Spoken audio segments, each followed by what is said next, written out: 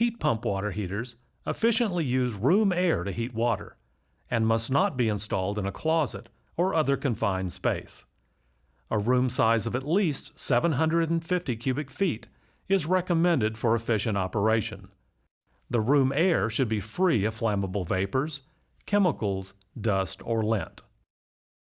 Heat pump water heaters also produce condensation, just like an air conditioner, and this condensation must be drained properly. Place the heat pump water heater in the room, paying close attention to the installation instructions. The installation instructions should be read carefully before beginning. When installing the water pipes, do not solder pipes while they are attached to the water heater. Instead, solder a section of pipe to a threaded adapter and install the adapter using pipe joint compound or Teflon tape.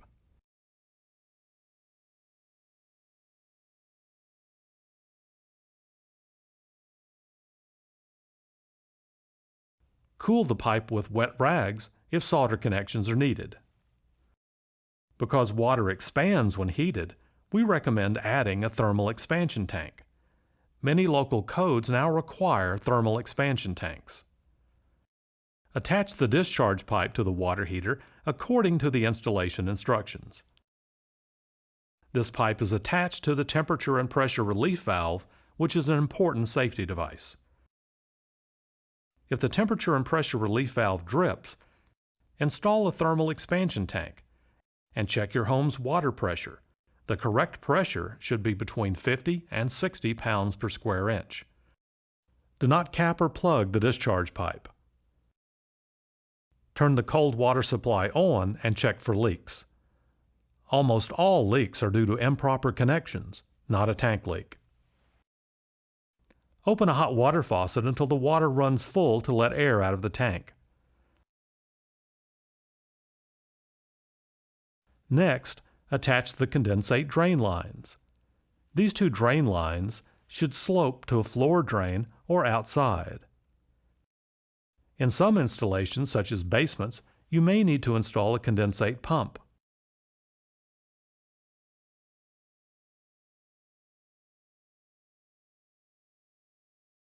Remove the louvered access panel on the left side of the water heater. Remove the cover on the electrical junction box. Install the power wires according to local codes. Make sure that your home's green or copper ground wire is connected to the unit's green ground wire. Replace the cover on the electrical junction box. If you are using a condensate pump, refer to the installation instructions. A control wire can be connected to the condensate pump to shut off the heat pump if the condensate pump fails. Reinstall the louvered panel. Also reinstall the air filter. Make sure every item on the installation checklist has been followed. Turn the circuit breaker back on. The button on the front of the water heater should display a red light. If not, check your home's electrical wiring.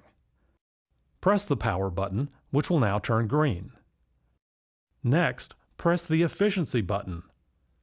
The heat pump water heater will begin a diagnostics check that will take about 8 minutes. If an error code is displayed, refer to the installation instructions.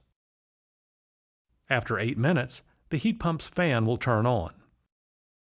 The fan will not run if incoming water temperature is below 59 degrees, or if the ambient air temperature is below 45 degrees or above 109 degrees.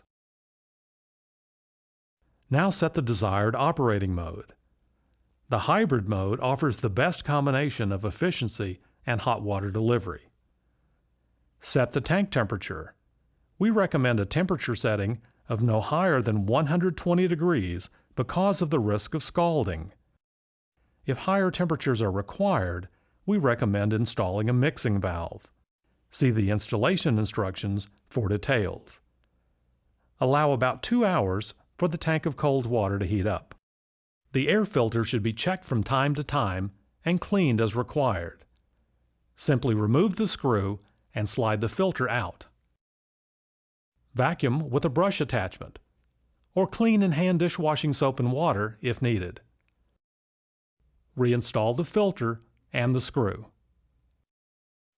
Once the unit has operated for a while, check the condensate drain lines and make sure they are not leaking.